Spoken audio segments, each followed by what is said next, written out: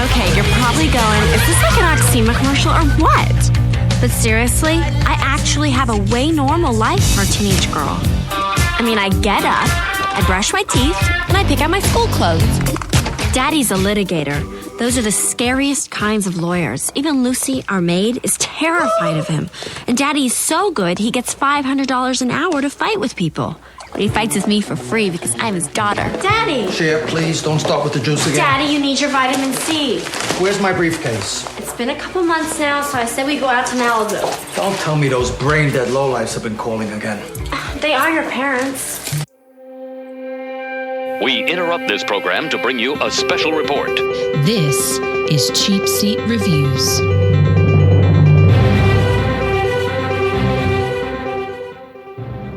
And she says, you bought the Clueless soundtrack? You know, I saw that bucket of meat. To the quad.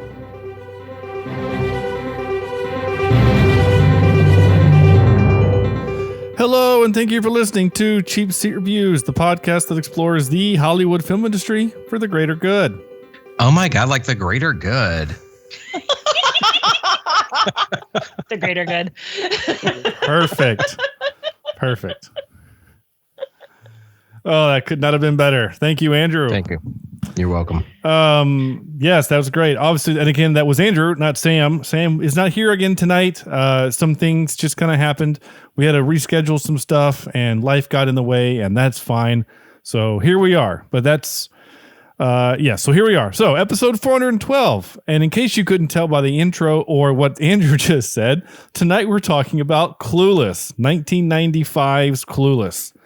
I am Sean Allred, and joining me tonight is Andrew.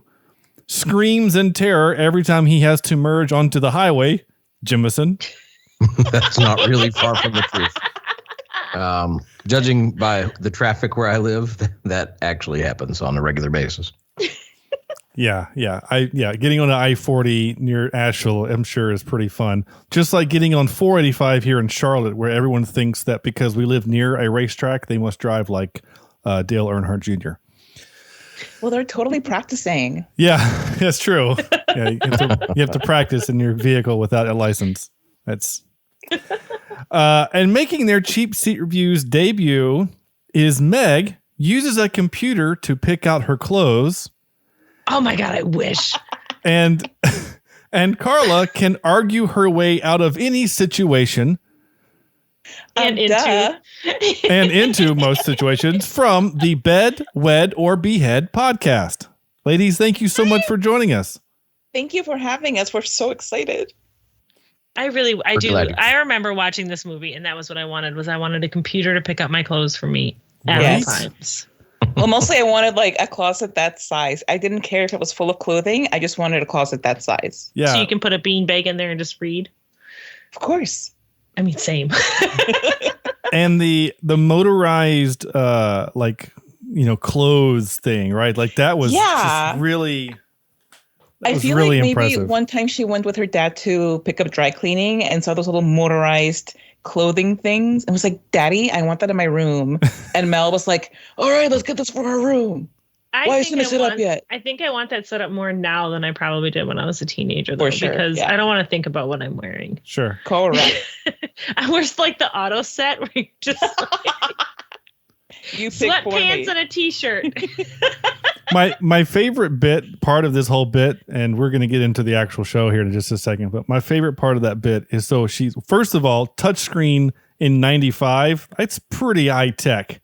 Big. Yeah. You know, like that's pretty high tech. But also, I don't know if you noticed this, and I only noticed this because I just pulled clips about 30 minutes ago from that scene, is when she hits dress me, it shows a picture of her in underwear.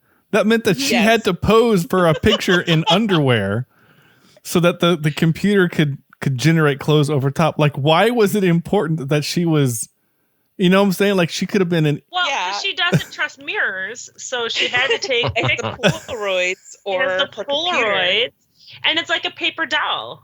Yes, it's exactly that I was going to say, that they're all pose the same way. So maybe she hires somebody to just make the pose. the Cher, the computer pose. Yeah, because God knows Cher was not going to do that. I just think it's funny that there's somebody, some LA photographer had to, put a 16-year-old in underwear and take pictures of her. So, all right. Yeah, that's a good point. Yeah. That's Hollywood in the 90s, I guess. I guess. So, yeah, 95's Clueless. I'm very excited to talk about this movie. You two, I think Meg, you and I were negotiating the movie, and you jumped at this. I don't even think I made this as a suggestion. I think you just said, I want to do Clueless. That sounds about right. Yeah. It's one of my favorite movies. And ever. the thing is, we can't really talk about it on our podcast because we have rules about who we can and can't, like what characters we can marry or kill, or right. Sorry, Bed Wed or Behead. And in that group is minors, and since most of these people are underage, we're not going to do Clueless, unfortunately. So this is just like a really good opportunity to talk about it. Yeah, it would be like we'd be playing with Miss Geis, Josh, and Mel. Yeah. And I feel like that's like, what would we do? Well, and it's funny because I asked you that. I was like, hey, are we going to play your game for the thing, for our show? And you were like, no, because they're minors. And so I'm like, oh, that's actually a really good point. I'm glad you brought that up. Now, of course, the actors aren't, but the characters are. Right. Yeah, so that's because that's why we played with Harry Potter and we had to play with the teachers, like the dads. Dads. Well, there's enough adult characters in those series that that's okay, I think. Yeah. So I guess take a second to explain what your show is in case people who are listening to this aren't really familiar with what your show is, to give us a little more context there. Meg's going to do it because she's always eager to do it. We're too bad. No. So our show is basically Carla and I are best friends. And for years, most of our conversation takes place online because we live on opposite sides of the country. And so much of our conversation kind of revolved around the fictional people that are inhabiting our brains in space at the time. And we decided that we would start a podcast because we knew everyone wanted to hear our thoughts. About fictional characters. So our podcast is basically we play Bed Wed Behead or FMK with fictional characters, and we do character analysis and kind of talk about the show and context of the show and history depending on what we're talking about. And then we decide who we're going to marry, who we're going to sleep with, and who we're going to kill of these fictional characters. And we drink, and that's kind of that's the other big factor of our get-togethers, our virtual get-togethers, is the alcohol. Yes. Nice. And it started as an excuse for us to kind of just talk to each other and spend time with each other each week, and it's kind of evolved into more. Cool. That's great. Well, you guys crack me up, and I've listened to your appearances on some other podcasts that I'm fans of, and so This was definitely a pleasure for me to have you guys come on. And it was one of those where I think, Meg, when I reached out, I was like, how have I not had you on the show already?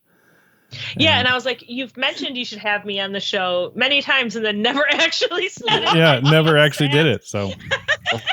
And the thing is, we want people to seek us out. We're not going to go out and seek people out. Sure. So, come to us. Yeah. Right. Well, there is something to be said. I want to run. There is something to be said. It's a little bit of an ego thing when you want, if someone asks you to be on their show, you're like, hey, that's cool that someone wants me on. But when you're like, hey, can I come on your show? It's a little bit of Oliver with the extra food bit, right? Right. So, please, maybe on your podcast. Yeah, exactly. So it feels a little different. And that's okay. We have no real shyness about that. We're just very lazy. That is true. We have bullied Jesse before. Sure. Well, he's very bullyable. Actually, he's not, but and he listens to this show, so he'll appreciate that. Cool. All right. So let's get into the show. 1995's Clueless. Andrew, what is this movie? If you've been living under a rock, shallow, rich, and socially successful Cher is at the top of her Beverly Hills high school pecking scale. Seeing herself as a matchmaker, Cher first coaxes two teachers into dating each other. And that's where it stops. That's not what this movie is completely about. But IMDb says that's what it's about. So Okay. we'll find out more. That feels like IMDb is shallow. yeah. Yeah. That feels like the IMDb clued in. It cued in on the like the secondary story. Right. It's like they got some weird AI because I don't know what a pecking scale is. Yeah, it's weird. It's pecking order. I've heard pecking order. Yeah. It kind of does feel like a robot wrote that. You're not wrong. It's like those automated messages you get, like as a podcast, you get like these automated messages that I am podcast promoter. I am great podcast promoter for Americas. Please let me podcast promote you. Yeah. I make transcript. Good. Yeah. Yeah. Yeah. Those are pretty great. Those are great. I'm a big fan of those. I love, there's a Twitter user out there that he just messes with them. It cracks me up. The one he did recently where he pretended to be a cannibal was really funny. That cracked me up. Anyway, nice. Not promoting cannibalism, just saying what he did was funny. Not yet. Not yet. Sure. Well, let's just see how the night goes. All right, so let's pull up a comfy chair and dive into Clueless. I think I've already said that. I'm a broken record right now, and that's okay. So this was directed by Amy Heckerling. Excuse me, Heckerling. I gotta say it. Heckerling. I'm adding extra syllables. She is known for a lot of things, but she's directed a bunch of stuff, including National Lampoon's European Vacation.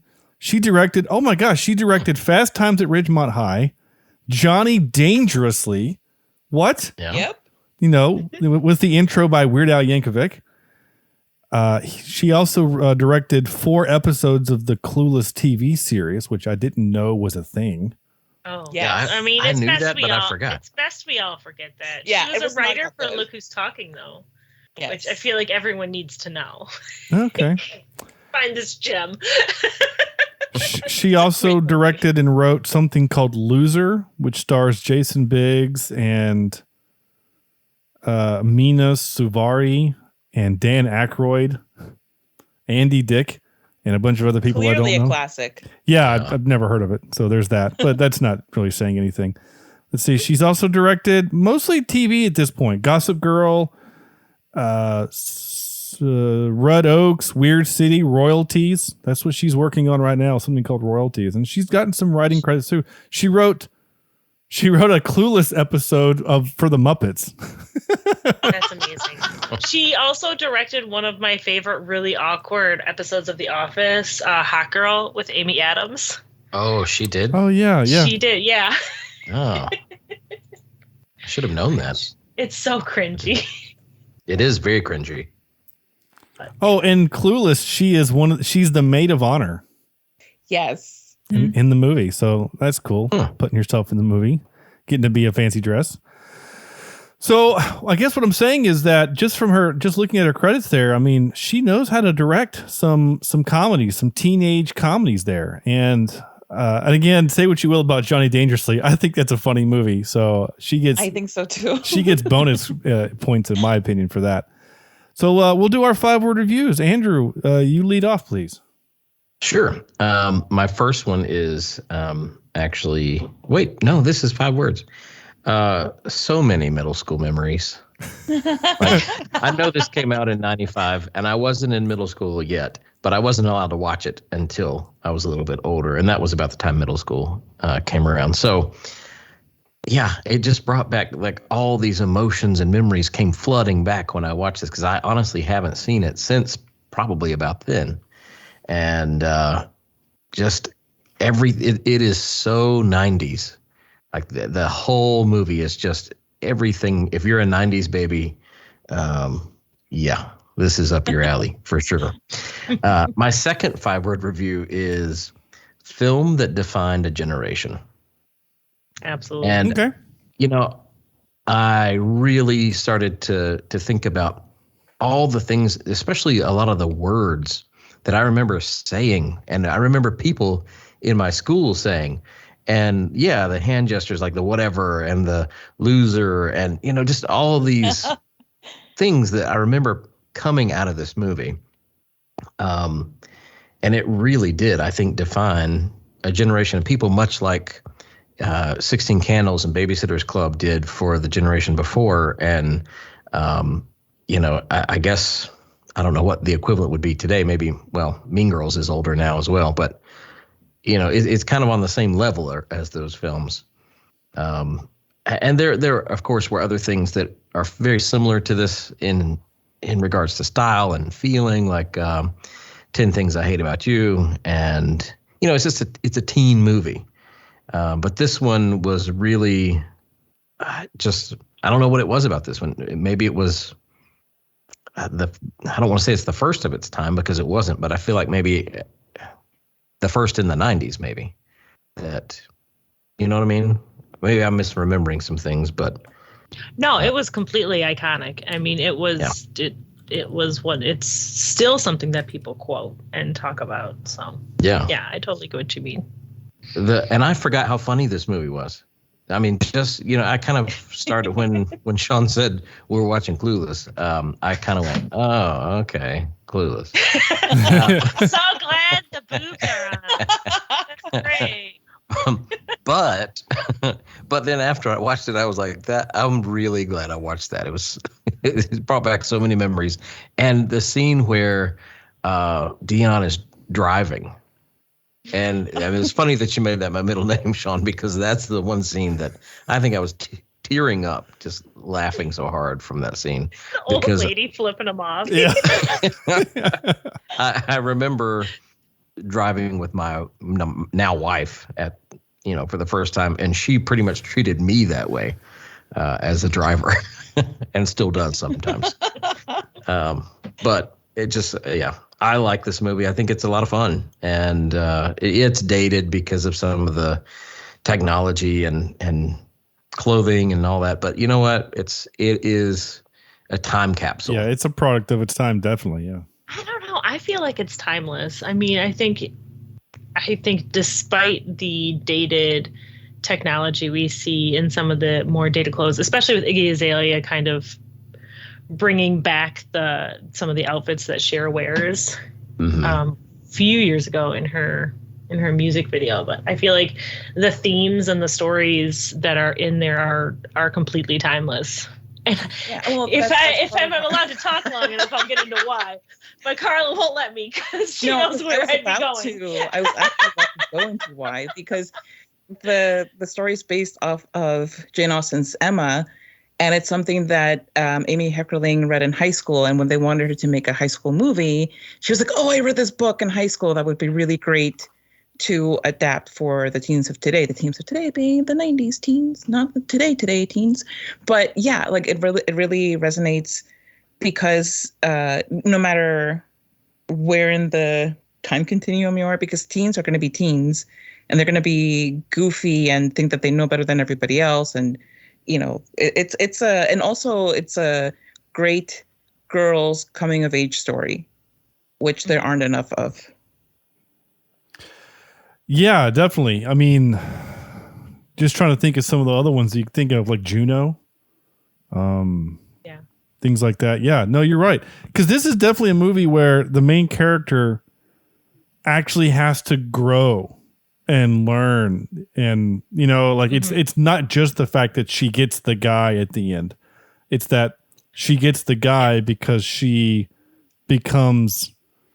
See, I don't know. That's why I'm kind of annoyed by the IMDb. Even at the beginning, I never kind of like she is kind of obsessed with her looks, but I never pictured the character as being shallow.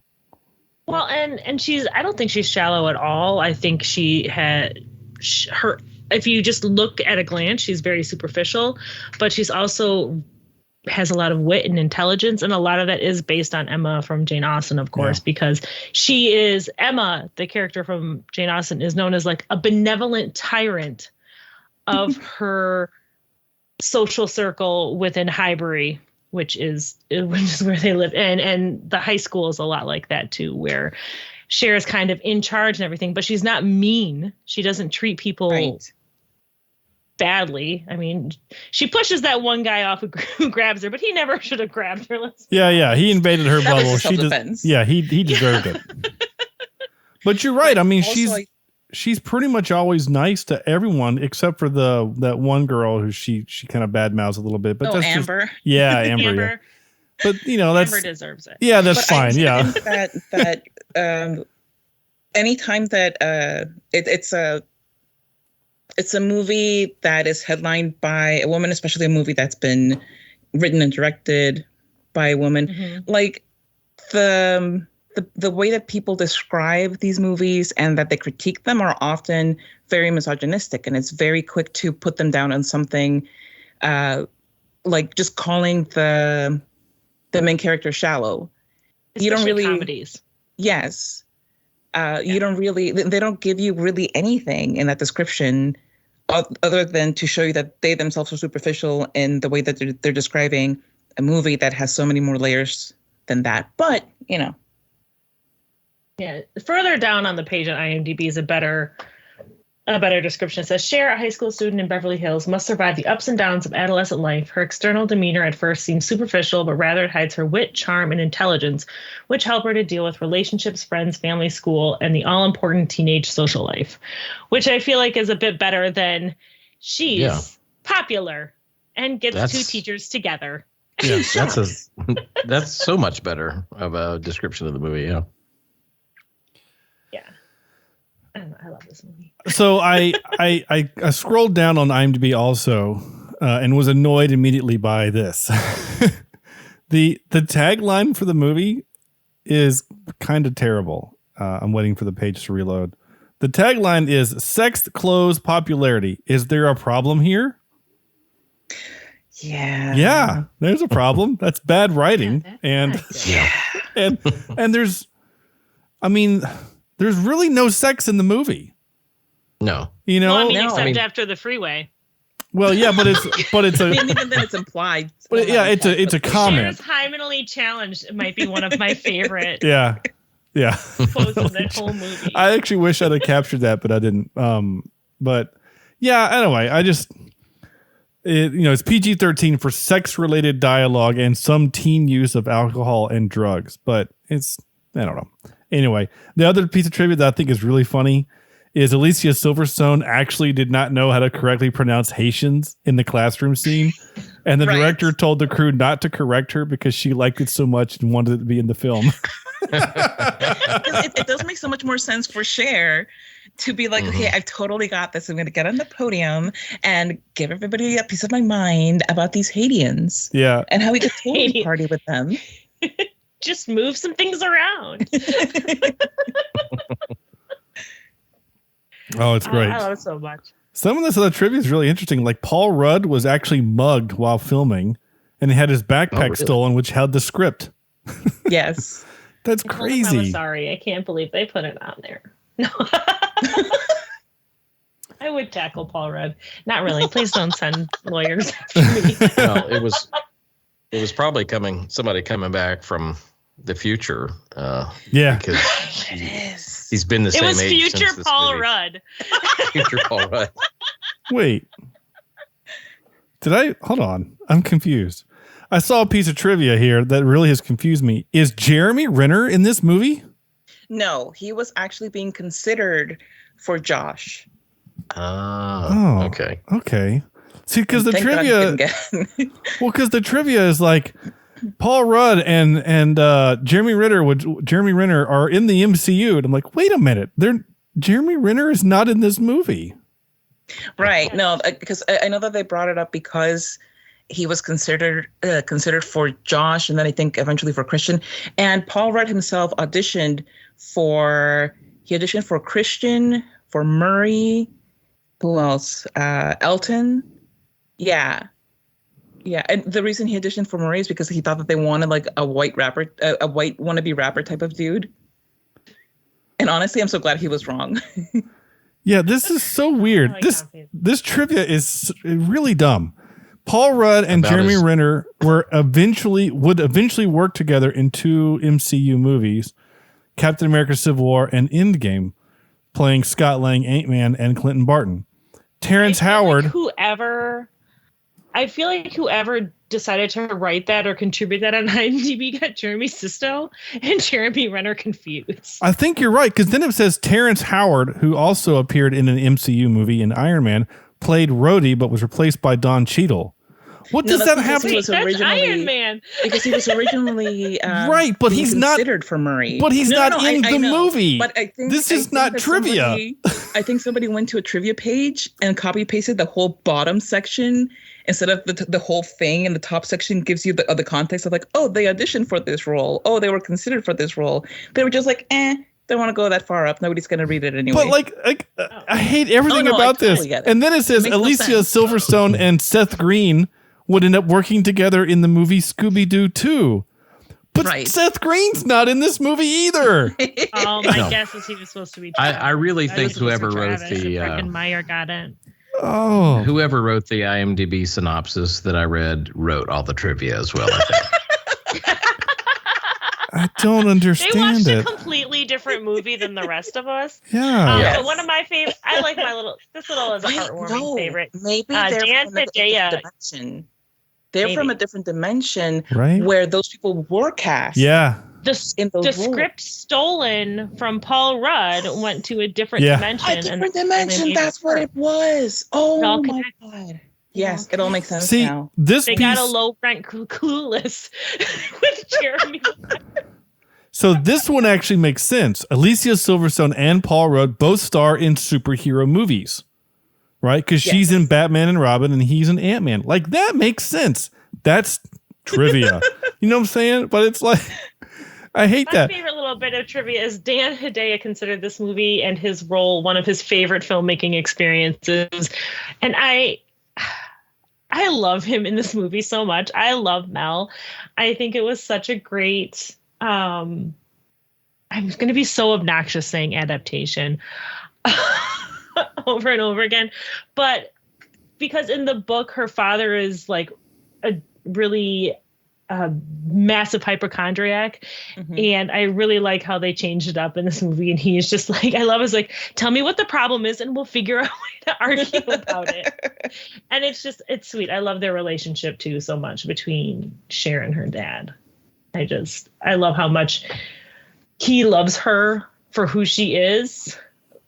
I mean, the fighting for better grades, I guess, is a skill to teach. But so that's a note. We're going to do all the rest of our 5-word reviews here in just a second. I know we're way off script, but I don't care. But I did write. Where is it? Oh, nearly my last note is I really like her relationship with her dad.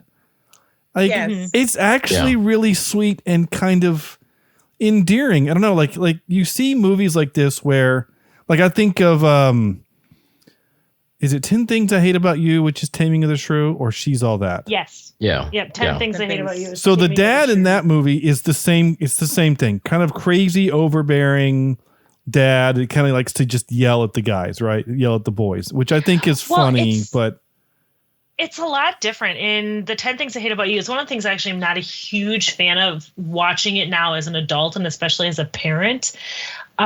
His obsession with his daughters growing, like against his daughters growing up, and the like inherent misogyny of making them wear the pregnant belly before they're allowed to do anything. And I forgot about that. It's been too long since I've seen it.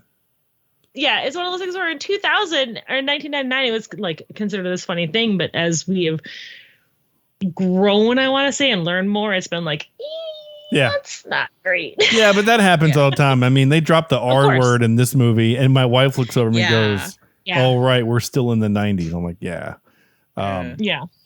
But my point is that I really do I like their relationship because it's like she really cares about her dad, and she's really sweet on him. You know, like when like the whole bit about Cher, get in here. Yes, Daddy. What are you wearing? This is a dress. Says who? Calvin Klein.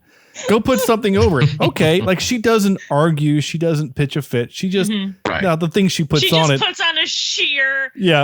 Like it's. That doesn't cover anything. It basically does nothing, but yes. Yeah. Or when she's in her pajamas pacing outside, he's like, Cher, she's like, what's up, Daddy? Like she's why are you dancing in front of my office? Yeah.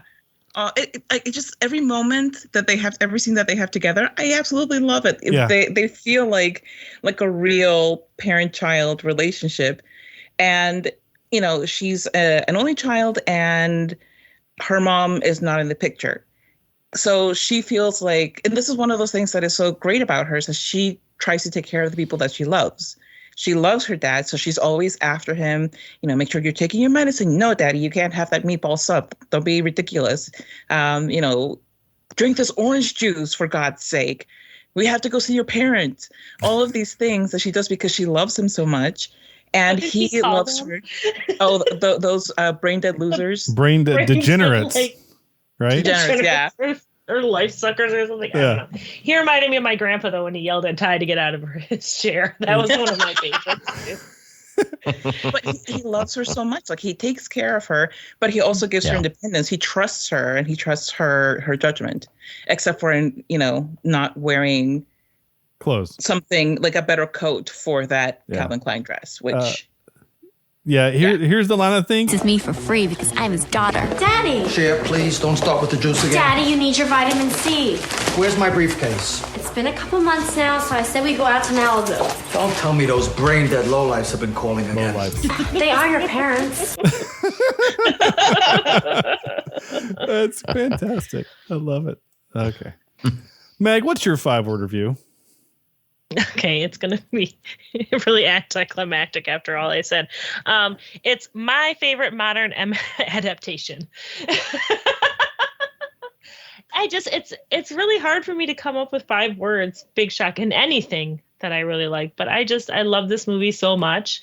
I agree with Andrew. It brought back so many memories. I was 10 when this movie came out, and it really kind of shaped a lot of what I thought high school was going to be.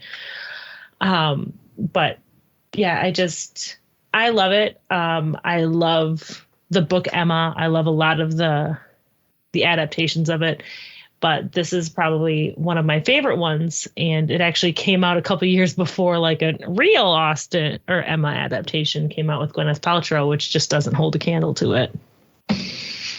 So that's my 37-word review. No, that's fine. You did 5-word review. That's fine. Okay. Carla. Okay. I couldn't decide, so I'm going to give you both. That's fine. The first one is like totally classic, Nice. And the second one is I'd break for that wardrobe. Nice. Yeah. All right. That's it. Yeah. No, Meg covered everything else. No, that's fine. It's fine. We've kind of jumped all around, and that's fine. So my 5-word review is teen rom-com that's funny. Mm-hmm.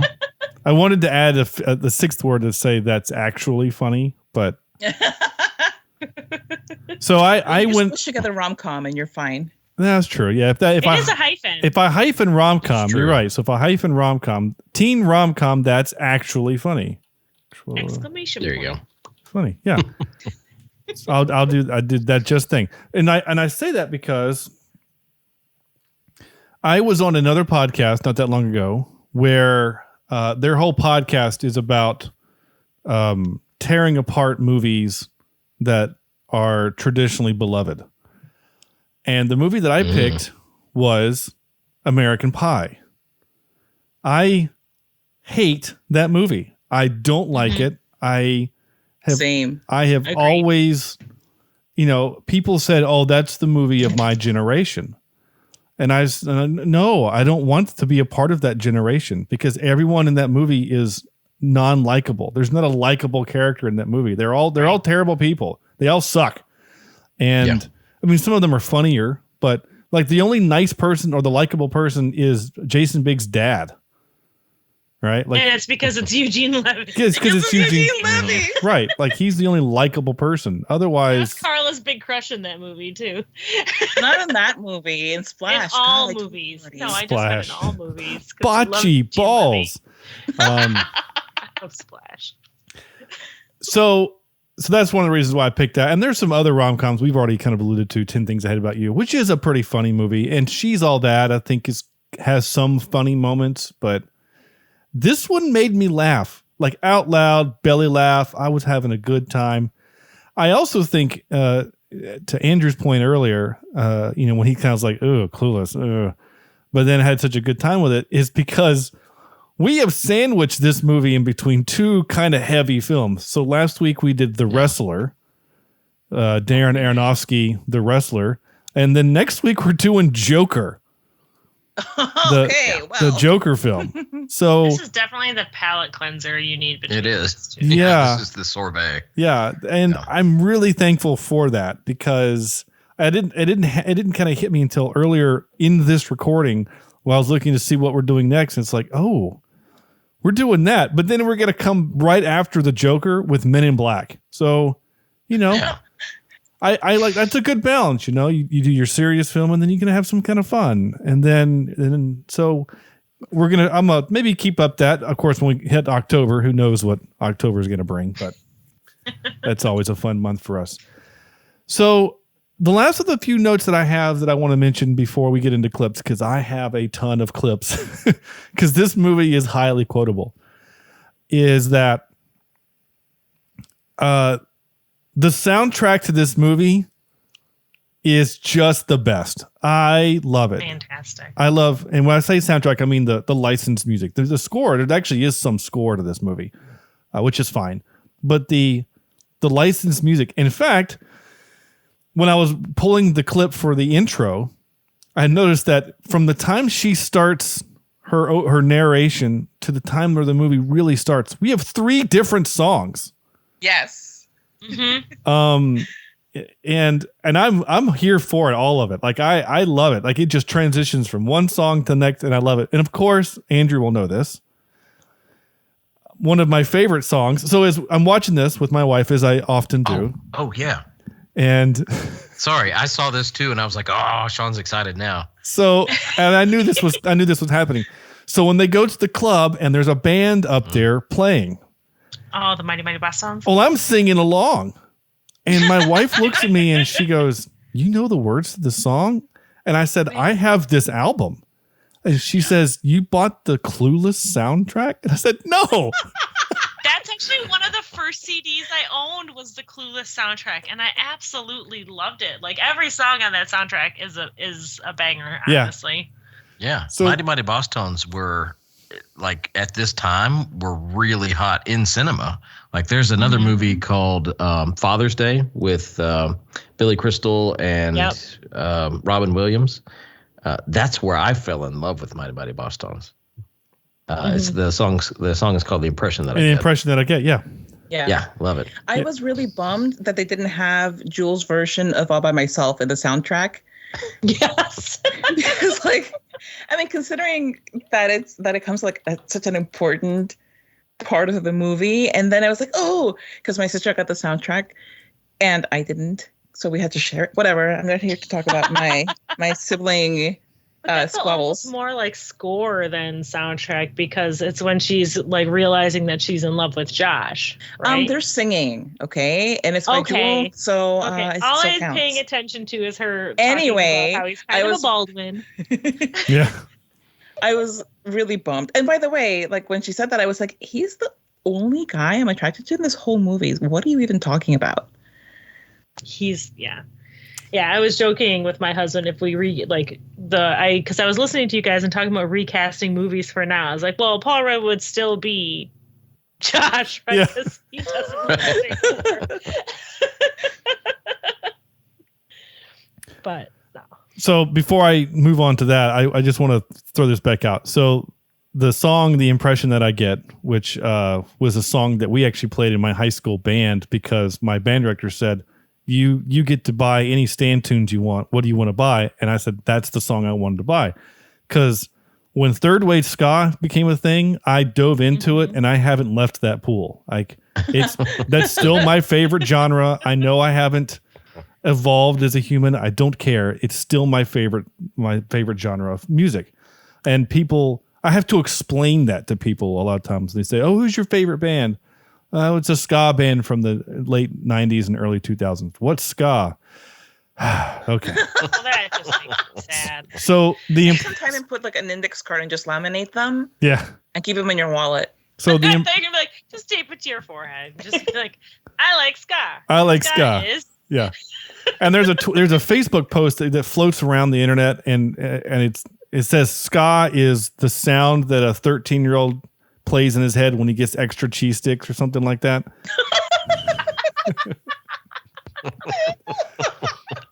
But the song, That's the true. impression that I get is featured in such films as Step Brothers and Chasing Amy, Father's Day, Kippendorf's Tribe, and Digimon the movie.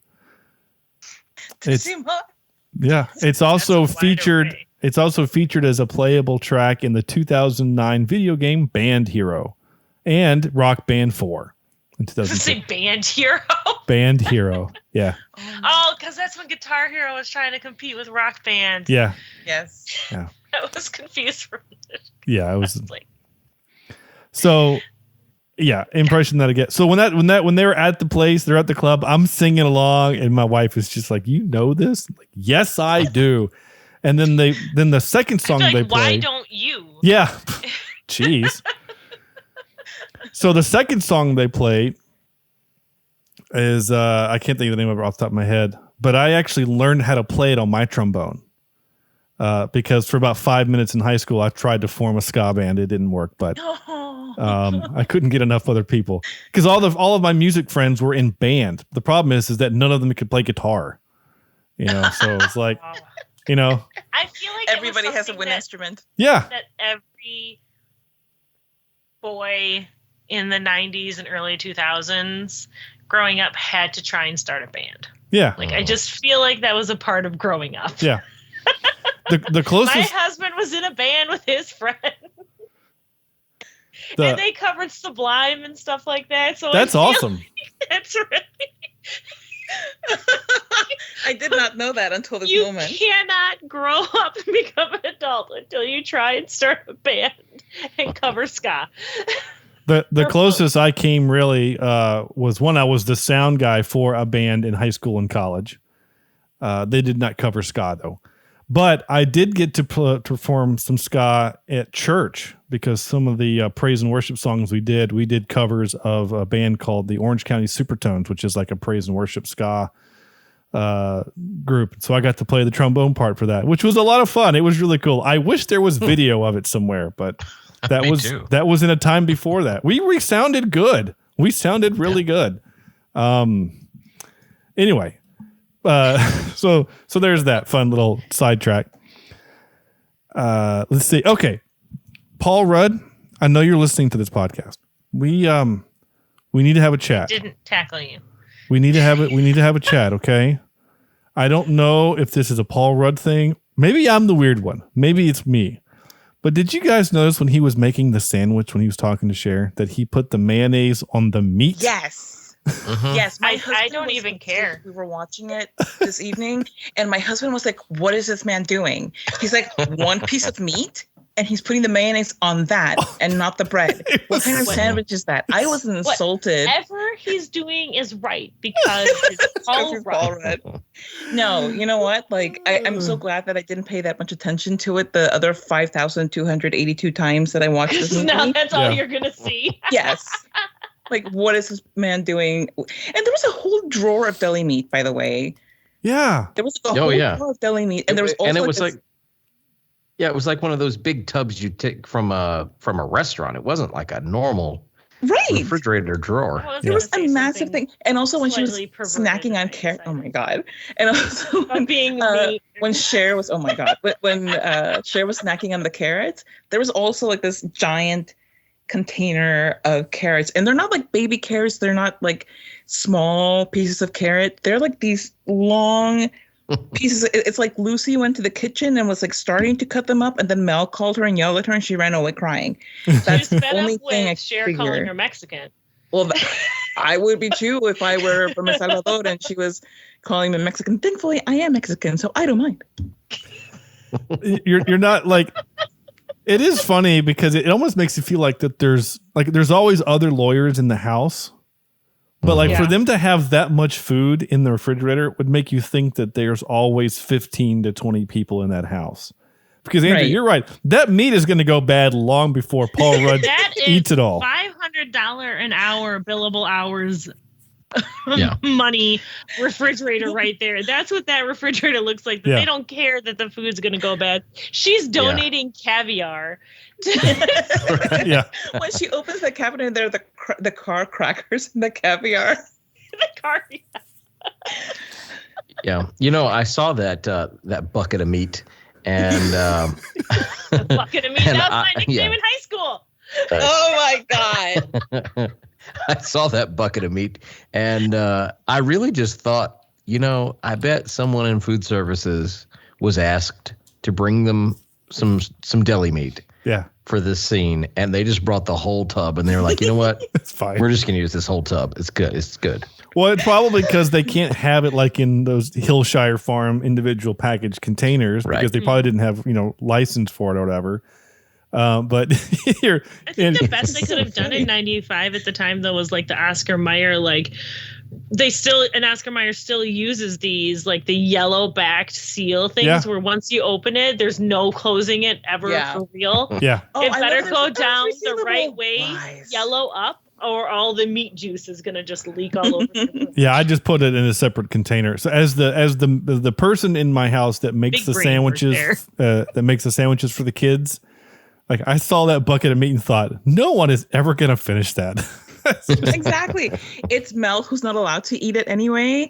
It's Cher who's apparently just eating like carrots and a handful of popcorn and 2 bowls of Special K and some licorice. Yeah. And Josh, maybe it's because he's a growing boy and like they were like, I don't know how many sandwiches he's gonna eat. They just got a whole bucket.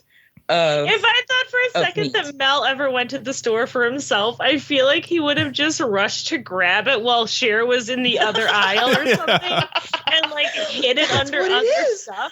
They had the pre-sliced meat for subs. They had the pre-sliced meat for subs, and he's like, "Give me the whole damn thing. Don't let her see it." So he gets one like, of those I don't big have time for you to package and it. Give me the Lucy drawer. Slice it into a bucket. That's what it is. Not there. That has to be what. I like it. All right. I'm done yelling at him. Although I will say this. So there's a couple of moments. So Andrew, for those of you who don't know, though most of you who listen to the show know this, Andrew is a teacher. He's a public educator. And there's a couple of moments in this movie where I'm sure Andrew just rolled his eyes. And oh, no. Can I, I know where you're going with this, but before you go into this, God, what's the kid's name? Travis. Hang on. Let's see. Elton? No, not Travis. Elton. Elton. Yeah.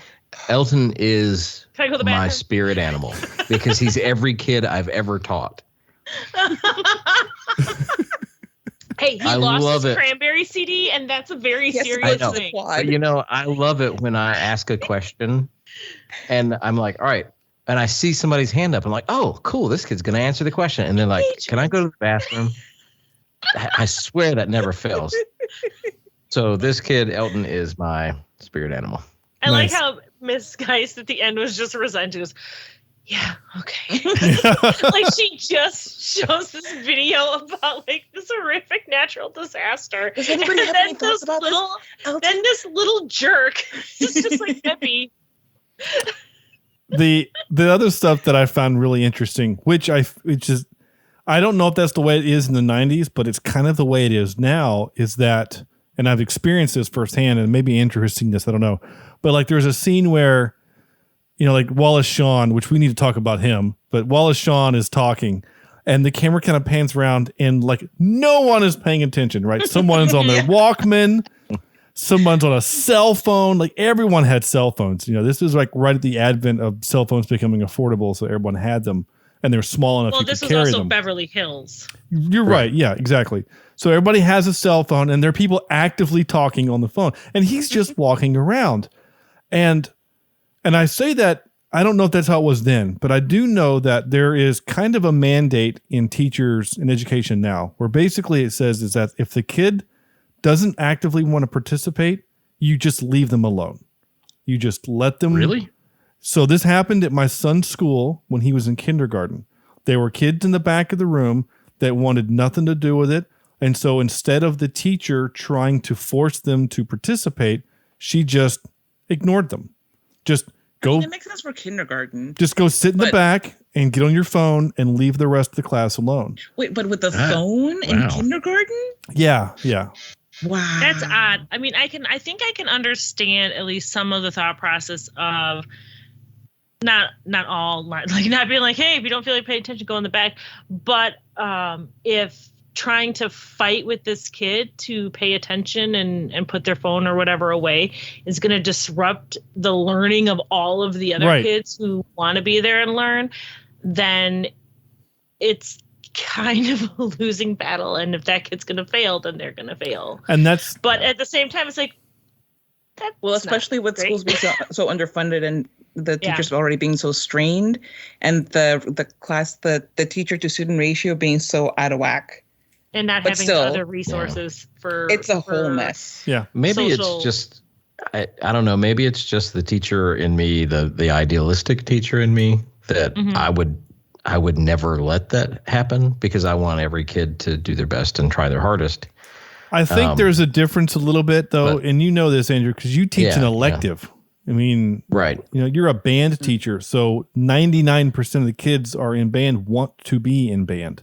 It's, the 1% that mom and dad made them take some kind of elective. They just didn't want to be in orchestra. Or they didn't want to take a PE, or they didn't want to take art. They just feel like band is an easy A. We all had those kids. Right. But I mean, in my high school band, which fluctuated in numbers like crazy, my freshman year, there were 80 of us.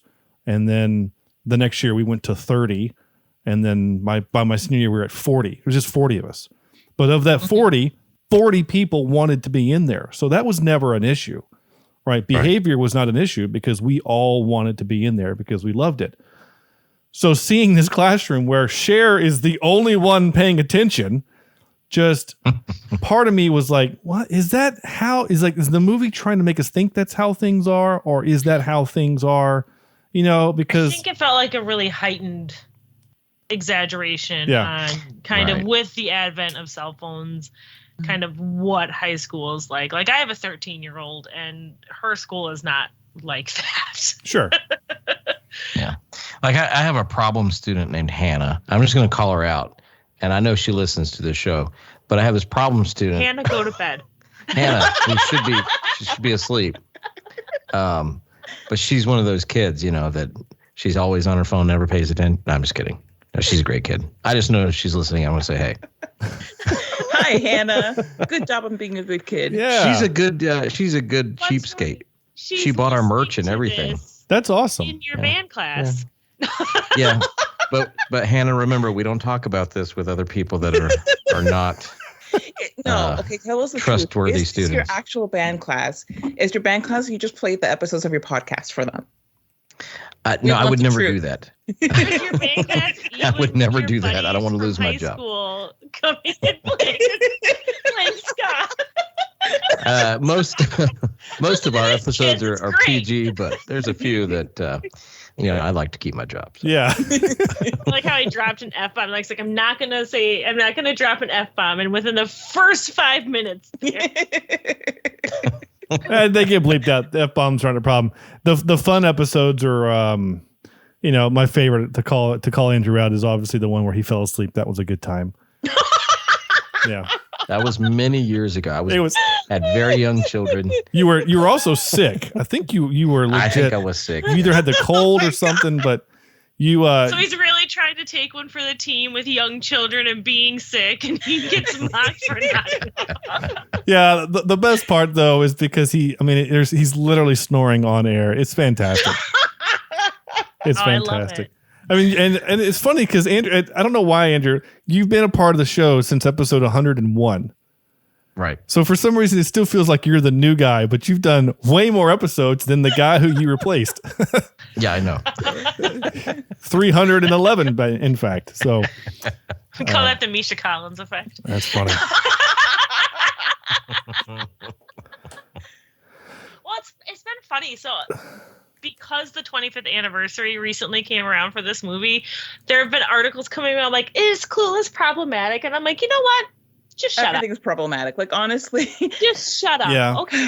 Because of the whole, and I find it very interesting when people get weirded out by the Josh Cher relationship, not because of the age difference, because For me, I'm like 18 and 16 is like. Is he 18? Do we know that?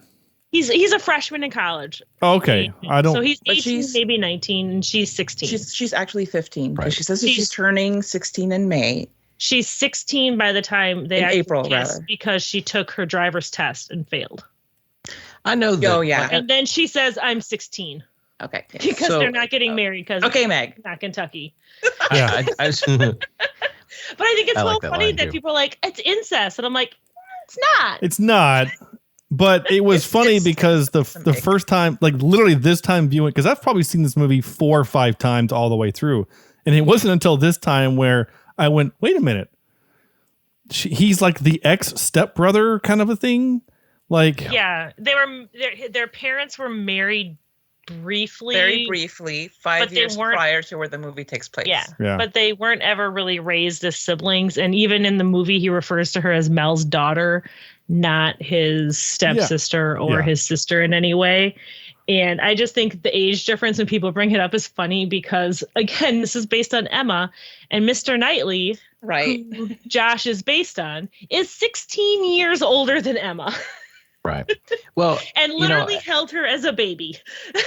oh, well, that's a little weird. Yeah. He's still my favorite Austin hero. So Yeah. People did ask that question and do ask that question about this movie. But having taught high school now for 16 years, I have seen it happen very often, actually, where kids will be dating and one will graduate and move on. And all of a sudden they're over 18. They're an adult and the other person is not, whether that's male or female. I don't know. I don't see a big issue with it under the right circumstances. Yeah. Certainly. Had Josh in this movie been 16 years older, then it might have Right. might have Well, been it weird. would be a big issue, but it's not like there's any evidence that he's like Right, he right. came upon his feelings for her. You watch it happen as the movie progresses. It's not like he's got the hots for her from the beginning or anything like that. So, and I just always thought it was really funny that people were like, well, that's incest. I'm like, it's not. They're not related. Yeah. Incest is a very specific thing. And then he's so much older than her. I'm like, he's 2, maybe 3 years older well, than the she character is 2, maybe 3, but the actors are 5 years apart. Yeah. Oh, well, in that So case. they were longer apart. Yeah. So Paul Rudd's 5 years older than her. Now, again, she's 19 when they're filming this. And she looked older than him. No, I'm Well, kidding. I'm kidding. This is the Paul Rudd baby. Paul face. Rudd's a vampire, Yeah. so he's actually about 173. He really is. yeah. Well, and I will say this about this very specific topic we're talking about, specifically age and things like that. Like, and Andrew's comment about, kids dating in high school, whatever. When I was in college, I also dated a high schooler. I was 19, she was 17. And, it happens. But like, all I could think about is that terrible Transformers movie that I made us watch for the podcast where the Mark Wahlberg's daughter is 17 and her boyfriend is like 18 or 19 or 20. And they made a point many times in that movie to point out that in Texas, they have a law that if you date, and by date, I mean are having sex with someone when you're both minors and then you become an adult and she's still a minor, as long as that relationship was prior to you becoming an adult, it's legal. So hooray, Texas. But like, for some Let's reason, take a moment and spell it out in our movie, though. yeah, the movie took 5 minutes to explain this. And I thought, movie, why are you doing this? Just make her 18 so we can move on. But Michael Bay had to be weird. It was very strange. Well, I mean, it's Michael Bay. Yeah, I know. So, But it's funny because it's like Mel obviously loves Josh and cares about him and stuff like that. So I don't feel like it would be the same situation as Christian coming in when Mel asks him if he drinks. And he's like, no thanks. And he's like, I'm not offering. yeah. You think I would serve alcohol to a kid who's taking my daughter out or something like that? Yeah. Oh, Christian. Yeah. Yeah. Okay. Christian. Let's see. Like better than Frank Churchill. Let's see. Last few notes I have are. We got sidetracked about the teacher thing, the teacher bit. where I was going, is that when she shows up and she's like, hey, Mr. whatever his name is, she's like, I have this coffee here that I'm not going to drink. And he just takes it. Andrew, would you ever take a coffee from a student? If it's a trusted student, yes. But I have been given some, cookies or brownies before at around Christmas time. And I'm like, like I've eaten some of them, and then some of them have made their way to the trash can. Yeah, I'm not gonna lie. I feel like the most shocking part is that's a really fantastic thermos. Yes. Mm-hmm. And she just gives it to him. They're loaded. Well, it's because she's got a bucket full of meat back at the house. She doesn't and I feel care. like he can trust that this is good coffee because she's clearly trying to butter him up and argue with him for a better grade. And this is not the first time this has happened. We've learned this. So I don't know. I feel like I'd be Mr. Hall and be holding out until she brings me really good coffee. It just I'm with you. It just feels like such a weird thing for a teacher to accept something like that from a student. I don't know. It seems weird. My sister's a teacher, and she gets home baked goods from her kids. One of her kids, the family is Haitian, and they made her this. There's a really amazing Haitian rum drink that you drink around the holidays, and she made her like this whole bottle of it, and we shared it over the holidays once. So yeah, I guess. I don't know. I guess it depends. 95 is before 9/11. It's before a lot of things that really, raise everybody's heckles. But even now, when it's post all of that, we're still like, oh, they sent you cookies. Let's dig in. I think it depends 100%. Also. I'm sorry, go ahead. I was going to say, I think it depends on the student. And Andrew said it depends on if it's a trusted student. But I also think it depends on the age of the student. So like my wife teaches special needs kids. None of her kids can bake things. So if baked goods come to her, it's from the parent. It's just through the child. So same thing if I were to send something with my elementary school age kid to school. Yep. Like he's not baking it. He's not baking it. So they helped. Yeah, they cracked the egg, and that's why that one brownie has some crunch to it. But like so anyway, I promise I made my kid wash their hands 17 times while we were making this. I remember I was cooking something for my daughter for a neighbor of ours, like for a birthday or something like that. And she was like helping me make it, and she's 9.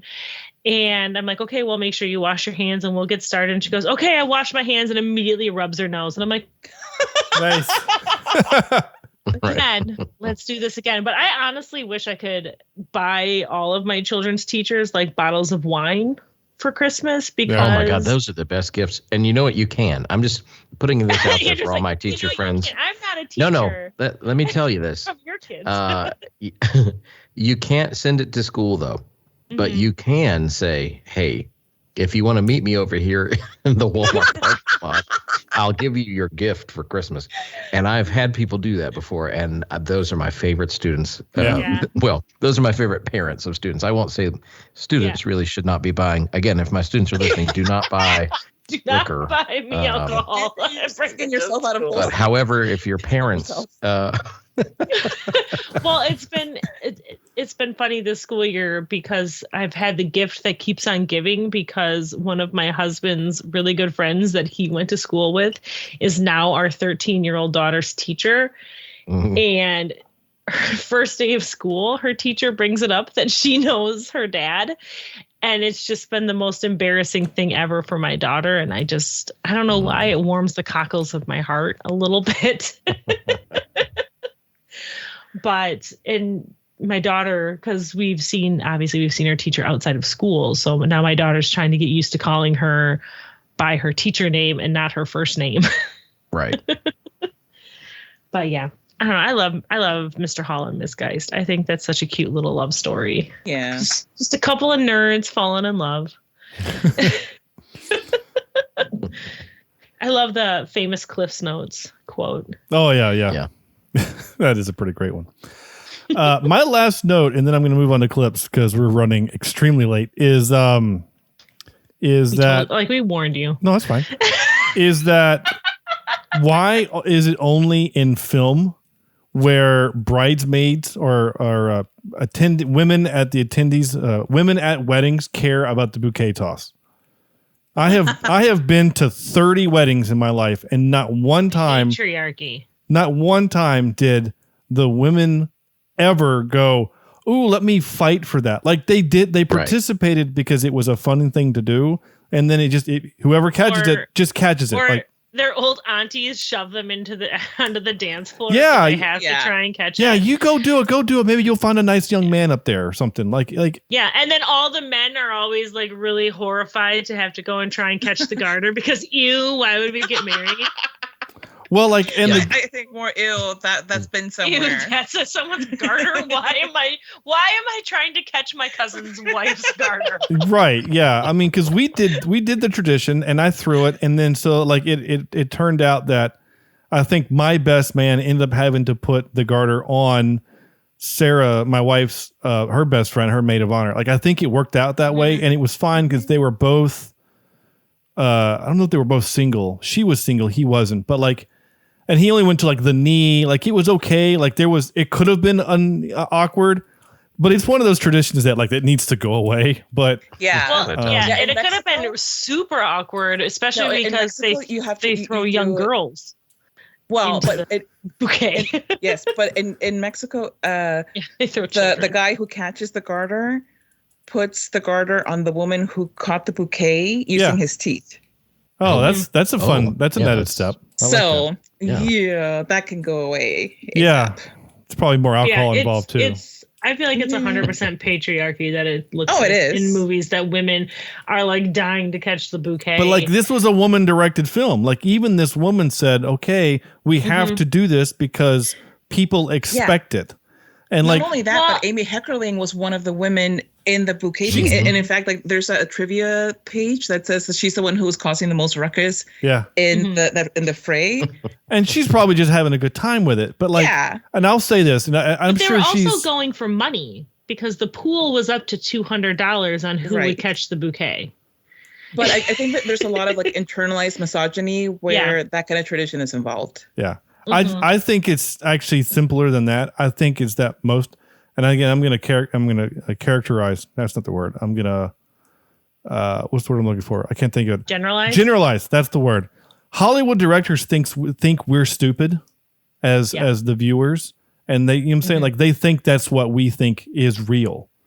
You know, like every wedding plays Here Comes the Bride, and they all have to do this. And, there's 100 other examples of when directors talk down to us as the viewer. The example I use every time that this gets brought up, and I'm the one that usually brings it up, is in the movie The Thomas Crown Affair, where Pierce Brosnan takes a painting that's 2.5 feet wide, sticks it in a briefcase, and then closes the briefcase. But he does it off camera so that you don't see it. And then when he opens the briefcase and hangs the painting on the wall, it's completely undamaged. He would have broken it in half. But it was off camera, and the director just assumes that you're stupid and won't notice that. So I think hot, by the way, I just have to say. I mean, that movie does have a pretty great sex scene, so there's that too. Though sex on stairs just seems really uncomfortable. It seems super uncomfortable, and it was very clearly body doubles, but that's okay. It was still a pretty hot movie. Yeah. All right. Every time I've tried to do that, I've always gotten body doubles to cover for me. Sure. I feel like were they also like marble stairs or something? Like it would have been very cold and very uncomfortable. Comfortable situation. Yeah. It would have been the worst. But it was a neat shot, and John McTiernan directed it, so there's that. I think John McTiernan directed it. Yeah, it's the guy who did Die Hard, I think is who it did. I think. Anyway, time for clips. I am ready to play some clippy clips. Here we go. Time for, this one's just called Time. Why do you gotta go there? Why do you gotta go there? Is it that time of the month again? I don't know why Dion's going out with a high school boy. They're like dogs. You have to clean them and feed them, and they're just like these nervous creatures that jump and slobber all over you. Ew! Get off of me! Ugh, as if. So I love that scene. That I captured that for two reasons. One, the whole is it that time of the month thing. Like she should have decked him. Like she would have been within her right to punch him. But then like her description of high school boys, it's like, oh my God, as a former high school boy, this is so accurate. I was going to say, I'm like, did it hit too close to home? Oh yeah, it's 100% accurate. I was just I don't think we've had a chance to talk about how amazing Dion and her exasperation in this entire movie is, because she is just so tired of everyone around her, and I love it so much. She's my favorite character in this movie. I will say this we've been talking for an hour and 10 minutes. We haven't brought up the fact that Brittany Murphy is in this movie. Yeah, making one of her early roles. Also, this movie has a sexual assault in it, and is kind of brushed aside, which kind of annoys me. But it's also very 90s. I know it is. It is very 90s. Yeah. I mean, no, I'm not saying it's okay because of the time, but it is a product of its time. The amount of times that, like thinking back, of course, even further back to the 80s John Hughes movies. Candles. Yeah. When they're just like all of these times that it's just done for laughs. Yeah. And here it's done to bring up tension and to kind of bring about that moment when Elton makes himself uneligible in Cher's eyes, and where they have that break in the relationship, and he strands her and she gets mugged. Yeah. Right. But like nobody's talking about the fact that like he's throwing himself on her and she's saying no, and he keeps doing it. And then he leaves her in the middle of a dangerous place at night. And I don't think it was until maybe like even 3-4 years ago that I remember anybody really talking very much about that. I think it's one of those things where we get so used to this being just a funny, fluffy movie that's just a good time and everything. And it's not really until you think about it or somebody brings it up that you're like, oh, right. Yeah, there was that scene. Well, and because the movie does kind of, you get a punchline a few minutes later, right? When the guy puts the gun to her and he's like, give me your phone, give me your purse, now lay down. She's like, but this is an expensive dress. She says it's something, right? It's an Alaya. Yeah. Alaya. You don't understand. And he's like, do it or I'll shoot you or whatever. And she's like, oh, and she does it and whatever. And so it's still kind of funny because of the moment. But yeah, we brush it aside. And then what really pisses me off the most, honestly, is there's no consequence for it. Right. Like it almost feels like this time, like if this movie were made today, her dad would sue the shit out of that guy. You know what I'm saying? Like, I don't know that this movie could be made as it is now, like as it was made. Well, yeah, there's obviously a lot of things that you would have to change and modernize and stuff. But I mean, iPhones and whatnot. But like, I don't know. I was even surprised even the 90s. We were a Sue happy time in the 90s. I mean, again, there's a reason why he had that big house. And in all likelihood, she didn't tell her dad. I know she didn't, because she says that he would be mad at her. And that's why she calls Paul Rudd, which I'm still confused how she even did that. I know. But because she doesn't know the number for Dion's house, for the house where the party was. But why didn't she call Dion's cell phone? And she's somehow able to track Josh down at the dorms. So did she call 411 and say, hi, can you please reach the dorms at Josh's college? I'm not willing to think too much about that, just because I'm more thinking of like that little moment where she schools Josh's pretentious girlfriend about Hamlet. Actually, it was Polonius. I remember Mel Gibson. I know Mel Gibson. Yeah. Well, but I actually do appreciate it being called a sexual assault, because I feel like so many people, when you talk about it being brushed over, I think it's something that people even today are just like, oh, well, he just made an advance on her and she said no. And I'm like, no, yeah. And an advance is like, hey, do you want to go out? And she says no. That's an advance. Yeah, He puts himself on her. He invades her bubble repeatedly. It's a sexual assault. I mean, and she tells him to get off. Yeah, again, I know why she doesn't tell her dad, but like he should go to jail. So there's that. Yeah. But that's the thing. Like even today, if a woman were to say, "Oh my God, I was assaulted. This happened to me," so many people would still say, well, was that really assault? Was it really that big a deal? Yeah. They would say, okay, well, it happens to everybody, as if that makes it any better. Oh, you're right. You're not wrong. And it's awful. And I don't want to turn this podcast into a true crime episode or whatever, but like, yes, but you're not wrong. Next time we're on. But you're not wrong, because someone would argue, well, you should see the dress she was wearing. She was, right. and she was flirty, and like all this stuff, like all these excuses, other than the fact that dudes need to leave their, keep their junk to themselves. Anyway. Yes. Sorry. Time for some brevity. Speaking of brevity, here's this. Now, could all conversations please come to a halt? And could the suicide attempts please be postponed till the next period? No. She tries to jump out of first floor window. And I love how he Travis brushes is that so off on the dramatic. next teacher. Yeah. Mr. Hall's like, wait till next period. Yeah, let the art teacher deal with you. Right now. Yeah. But I love that in this whole movie, the biggest diva, the most dramatic person is Travis. Yeah. Because he does this, he tries to jump out, and it's all for attention. And then when he gets and Mr. Travis Birkenstock has reached the highest number of tardies, and he's like, I don't know what to say. Like he stands up like it's an award show. His acceptance speech is amazing. Yes. Thank you to my parents McDonald's for never driving me. Yeah. I want to thank the staff at McDonald's for the yes, the McDonald's people for taking hours making those the sausage patties, without which I might never be tardy. McMuffins, yes, yes. Yeah. Without which I might never be tardy. He's such a great, genuine character too. Like he's a good little stoner boy, and I love how sweetheart. much he cares about Ty immediately, and how much she does not need to change in any way, shape, or form. But not only that, he's so respectful. I think like of all of the guys, outside of maybe Josh, out of all of the guys, of all the high school boys, definitely. Out of all the high school boys, he's the most respectful. Cher's talking about how all of the high school guys are just, awful and they're so immature. But I feel like Travis, yes, he's like the unwashed dude that she's talking about. However, he's also the one that when Ty kind of pushes him away, he just takes that and steps back, and he doesn't name call her. He doesn't, tell her, well, you're ugly anyway. He doesn't pressure her. None of that. He's just like, okay, and then backs off.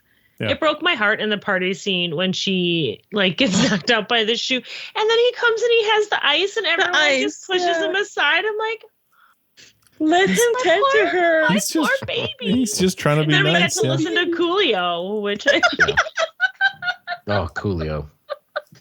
with Elton. Yeah.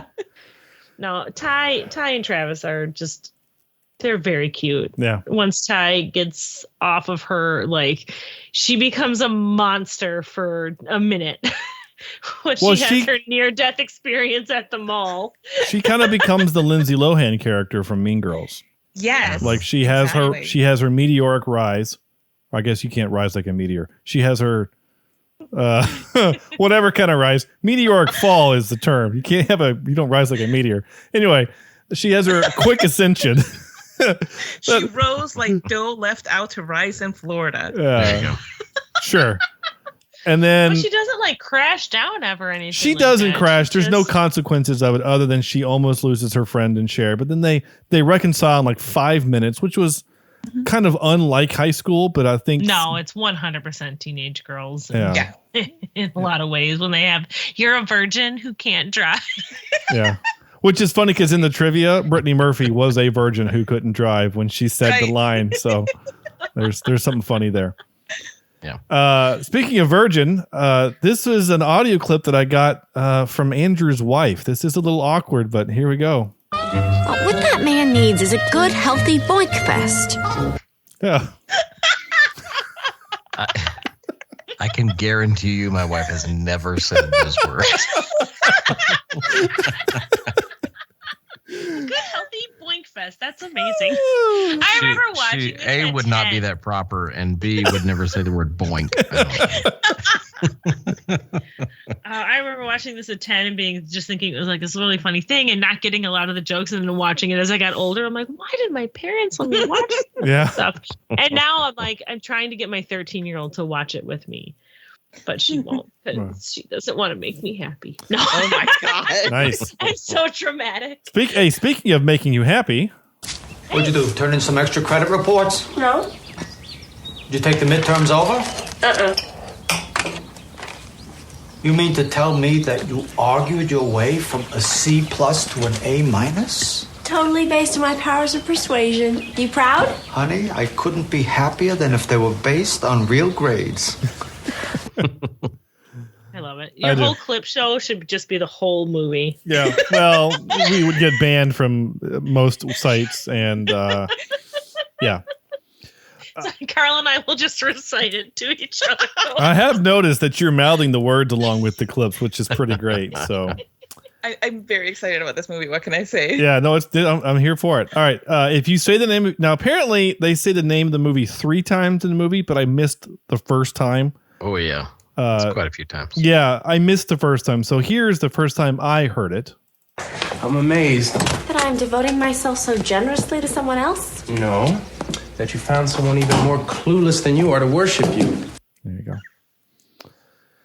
go. This line made me laugh. Searching for a boy in high school is as useless as searching for meaning in a Pauly Shore movie. And that music behind it, that background piano is just so perfect. Oh, it's amazing. All right. Now, I captured this clip because it's funny, but I remember when the trailer for this movie came out, and I remember this line was in the trailer. They use this line all the time in the trailer because it's a funny line, and it's just an easy thing to remember. If it's a concussion, you have to keep her conscious, okay? Ask her questions. What's 7 times 7? Stuff she knows. Yeah. Right. I remember that.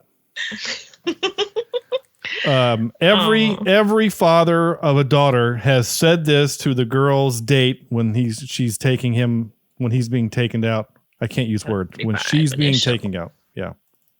Hey, you. Anything happens to my daughter, I got a 45 and a shovel. I doubt anybody would miss you. Yeah. Now, my would-be father-in-law never said that to me directly, but there was one time when I was dropping her off at home, and we were in college. We dated in college, not high school. I came home and he was cleaning his rifle. Oh my God. And I legit asked him, I said, hey, Mr. Pro, I said, I just got to be honest. I just got to be like, did you like time that so when I brought her home that the weapon would be there? And he said, no, actually I went hunting today. It was just kind of a happy accident. And I said, okay. I said, how quickly can you put that together? And he goes, why do I need to? And I said, no, I'm just curious. And he goes, quick enough. Okay. So that was kind of the closest they ever came. The only other time that there was anything like that was the night that I asked for his blessing to marry her. He was literally flipping a knife up and down in his hands, like he had like a throwing knife that he was butterfly knife. Yeah, it wasn't a butterfly knife. It was one of those like switchblades. I don't have one with me. He was playing that game where you put your fingers spread out and you just take the knife and between each of your fingers. Yeah, basically. Like, what do you want? What are you asking? Yeah, basically. Yeah. Anyway, this is also funny. Christian had a thing for Tony Curtis, so he brought over Some Like It Hot and Sporadicus. Sporadicus. I love that Tony Curtis. I just love Sporadicus. Like that for me. It's one of my favorite things she says. It's right up there with Haitians. Yeah. I love that she wants to bake something, so it smells nice. she just dumps a whole log of cookie dough into the oven. And by the way, she never turned off the oven. So, like, how is that house still standing? Yeah, exactly. Magic. I love when she tries to push her hair back and falls off the bed. Yeah. I love that she is so beautiful and popular and like she has this whole thing set up, but stuff like her falling off the bed and being goofy, it feels a lot more relatable. Like it's not this unattainable perfection. Yeah. But I love when that whole scene is so cringy is not even the right word, but it's just adorable. Like she tries to play footsie with him and he just sticks pillows on her feet. He wants nothing to do with it. And then the look that he gives, he's like, I'm pretty tired. I'm gonna I think at that point he realizes, wait a minute, she wants to have sex with me. Yeah, and it's just like a teenage boy to take that long to clue in. Yeah, like even exactly, like even the gay guy is still clueless, right? Like, he goes, maybe she doesn't know. I should use more hints, like, hey, I'm gay. Right. But that's one of those things with this movie is that I don't know, like the mid 90s.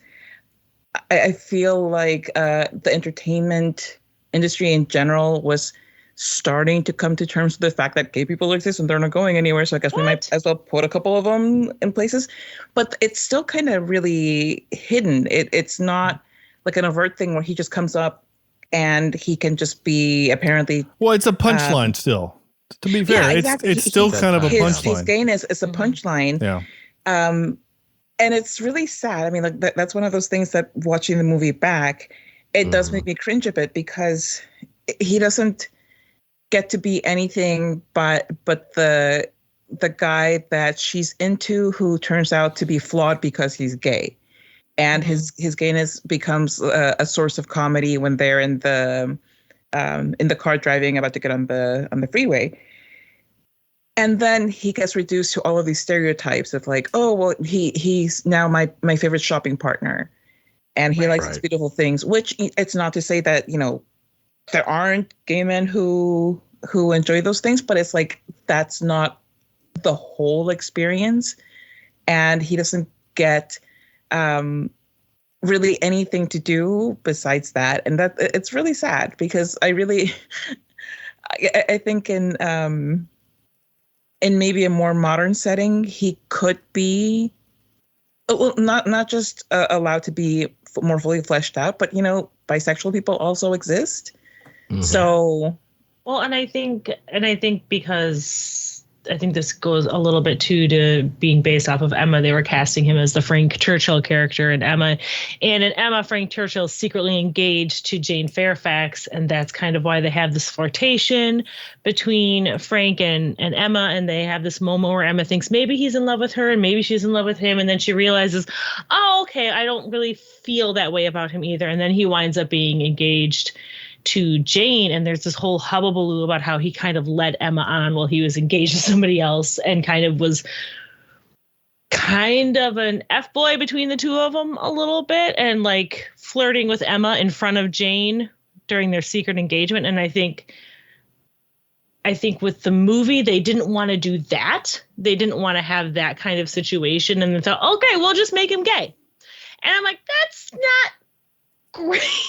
Right, because it's just using his gayness it's like two step forwards, one step back. Right, yeah.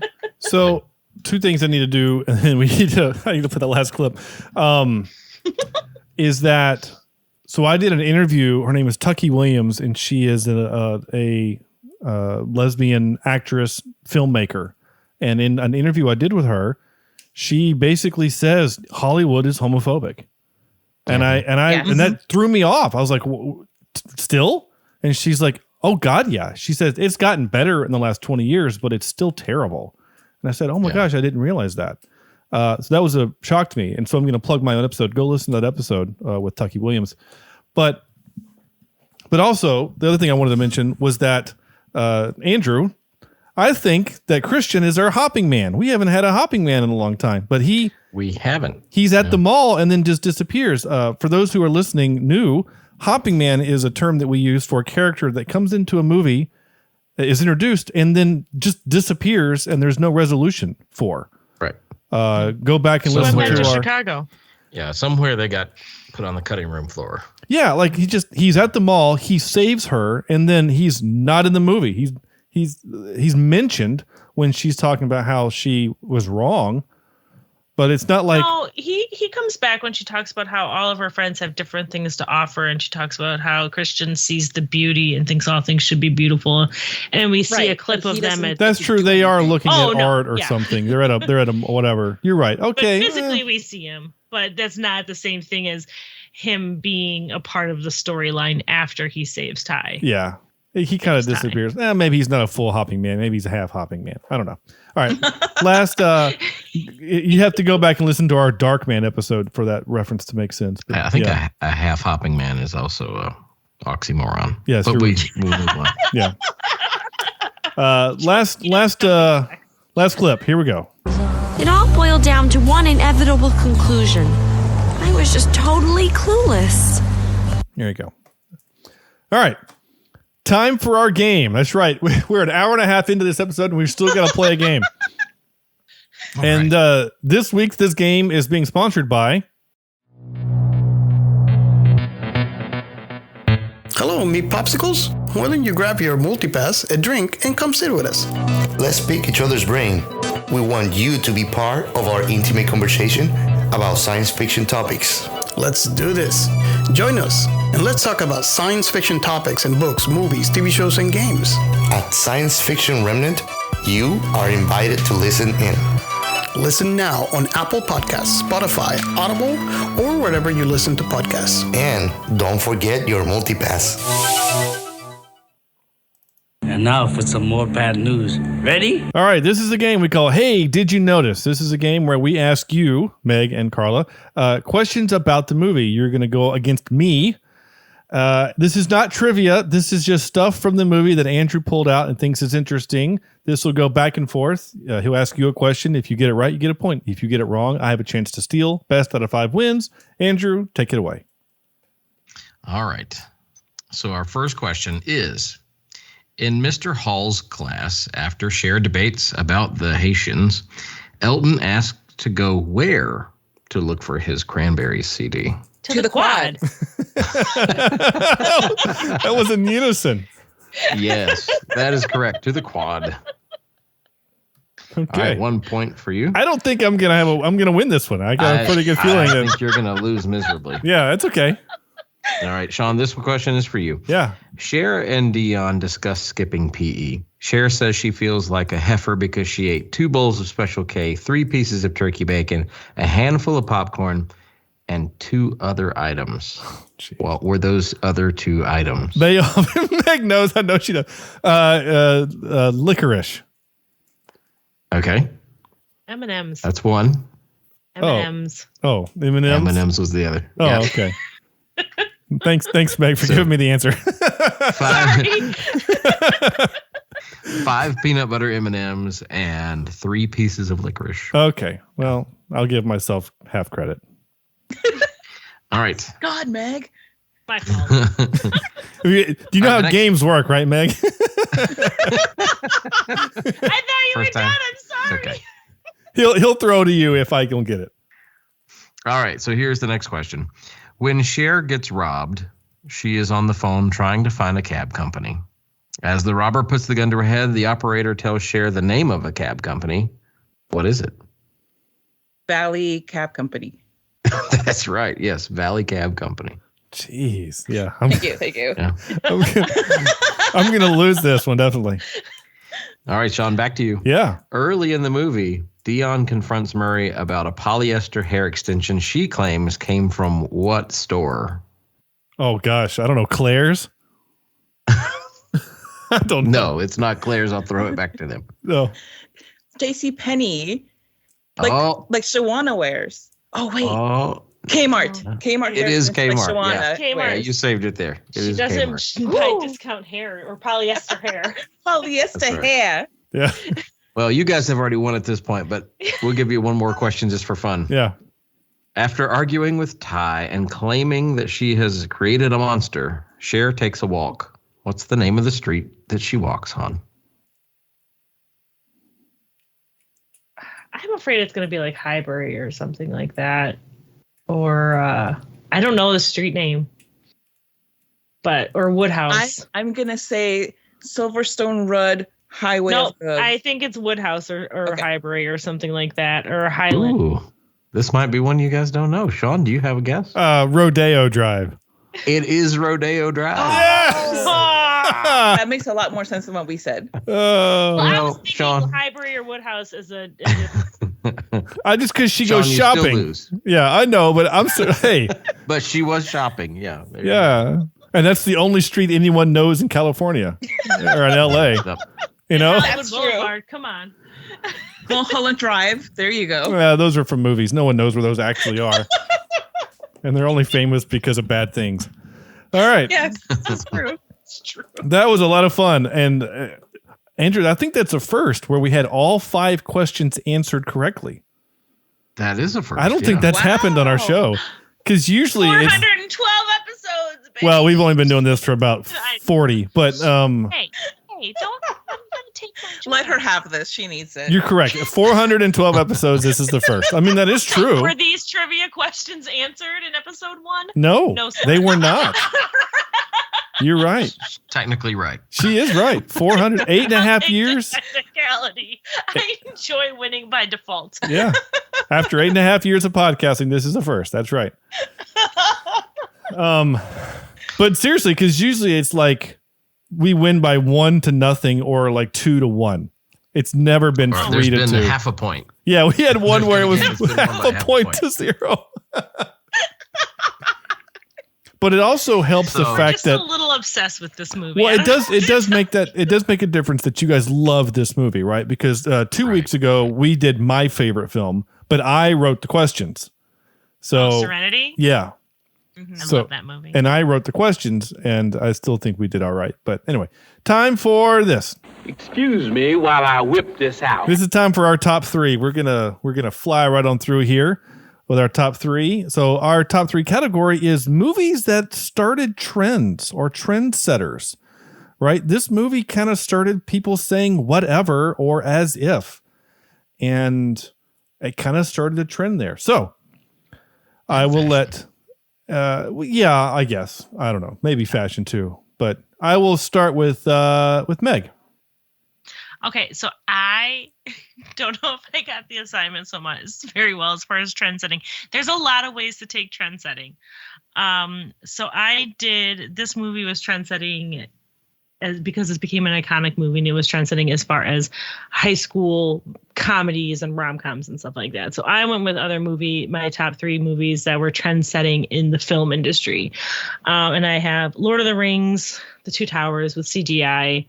It really changed kind of how we did high fantasy and computer animation with Andy Serkis. I know this is not what you guys are asking for. No. That actually works because you're tying into what I'm going to do. But yeah, you're right. Okay. Motion capture with that was in fact a trend-setting thing that would happen, because without Lord of the Rings, you don't have Avatar. Yeah. And it was a huge technological advancement. Bourne Identity and the Bourne series was trendsetting in having more of these close-up documentary style action movies where you really kind of felt like you were involved in it rather than far away from all the fights. And I really like those movies because I'm trash, and that's okay. Nothing wrong with that. Nothing wrong with those movies. And my number 3, and these are in no particular order because I actually love them all. Number 3 is Shrek, which started the trend of more adult humor in animated kids shows and movies, to really make animated movies a much more whole family oriented story rather than being either just for kids or just for adults, a la Archer and stuff like that. So those are my top 3 trend setting, because I wasn't sure if we're like vocabulary or fashion. I just decided to go with the movie industry. No, that's fine. That works. Carla. Okay, the first one is one of my favorite movies, The Matrix. And it inspired a lot of movies that had a very kind of mind-bending, reality-altering, feeling to them. So, movies like Inception, movies like... And also the style. And the black leather trench coats. Right, which is what I was going to say. Like Christian Bale's movie. Oh, God, now I can't remember. Equilibrium. Thank you. Yes. Wow. Pulling out the Equilibrium with gun fu or gun kata. That's why I'm the gun katas. We played with Equilibrium on our podcast. We did too. I like that movie. Though Taye Diggs smiles the entire movie. I don't understand how he can get away with that. We had a whole thing about how Taye Diggs just completely dropped the ball. This movie is good because of Christian Bale, and that's it, and the gun goddess. But but also just the fighting style, the fluidity in the fighting style, the bringing in elements of martial arts, but also a lot of technological advances in the way that the cameras capture all of this motion. It's really, I love the movie so much. Another one is the Blair Witch Project, because after that movie, everybody wanted to do like a super duper cheap style. The found footage. Movie. Yeah, the found footage type of movie that looked like it was just somebody's camcorder still going. And honestly, like for me, nobody did it better than Blair Witch. Blair Witch was, I thought, oh my gosh, I was so bowled over by that movie. And so much horror is off the screen, which is awesome. And the third one that I'll mention, and I was torn between two, but I'm going to go with Twister, because Twister really kicked off a whole series of, oh God, the world is ending type movies, or like this big, huge catastrophic event. Yeah. You know, from there you get things like Armageddon and of course Deep Impact. It's twin because it came out the same year. The Day After Tomorrow, like all of these big